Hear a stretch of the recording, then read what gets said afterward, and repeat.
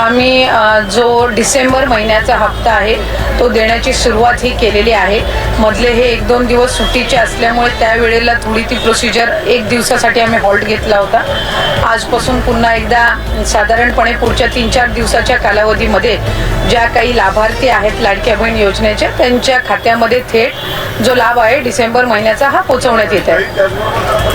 लाडक्या बहिणीचा तुम्ही आता सुरुवात झाली तर दुसरीकडे शिक्षकांचे जे पगार आहेत यामुळे 2-4 दिवस किंवा उशिरा होण्याची शक्यता वर्तवली जाते, कारण रात्री उशिरा हा पूर्ण जो पैसा आहे तो लाडक्या बहिणीसाठी वर्ग करण्यात आला आहे, अशी शक्यता आहे। त्यामुळे सगळे शिक्षक ही अतिशय चुकीची माहिती ही तुम्हाला मिळालेली आहे। नागपूरच्या अधिवेशनाच्या वेळेलाच जर आपण सगळ्यांनी माहिती घेतली असेल तर त्यावेळेलाच जो डिसेंबर महिन्याचा हप्त्याचा निधी आहे 1400 कोटीचा हा विभागाला प्राप्त झालेला आहे आणि याला साधारणपणे आता 10 ते 15 दिवस झालेले आहेत। त्याच्यामुळे दुसऱ्या कुठल्याही विभागाचा निधी हा महिला व बालविकास विभागाला लाडक्या बहीण योजनेला देण्यात आलेला नाहीये।